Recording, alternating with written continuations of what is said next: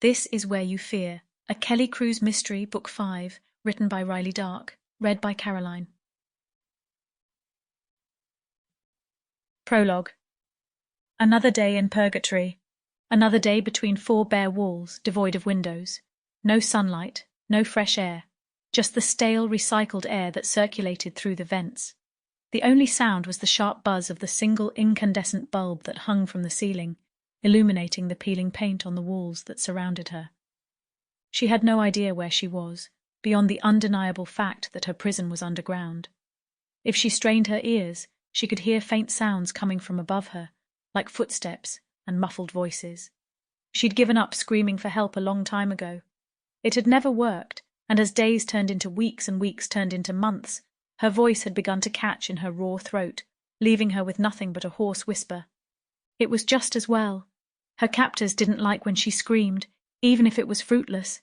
It made him vicious, more terrifying than he was when she was silent and obedient. So she had learned to keep quiet, even when she was alone, even when the light went out and she was stuck in total darkness. She had no idea what they wanted from her. She didn't know why they had taken her, drugged her, and thrown her into this cellar. She didn't know why she'd been left to rot. All she knew was that, in all likelihood, tomorrow would look exactly the same as today. Footfalls above her head made her flinch. She withdrew into the corner of the room, her knees pulled tightly to her chest. When she ducked her head, her matted, tangled hair fell into her face. She held her breath as the footsteps grew closer, her heart racing in her chest. Suddenly, the trapdoor above her head creaked open. A figure descended the ladder slowly, their identity obscured by the light behind them. But she already knew who it was from the weight of the footfalls on the wooden stairs, the cadence of his steps. The trapdoor closed with a thud as the man descended into her prison.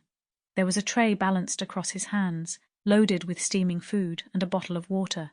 She didn't move as the man approached her, setting the tray down beside her with a grunt. She felt frozen in place, like a wary prey animal in the sights of a predator. "Aren't you hungry?" the man asked, his voice calm and even. She didn't answer. She just watched him, waiting for him to make a move. She knew all too well that he was volatile, that he wasn't to be trusted.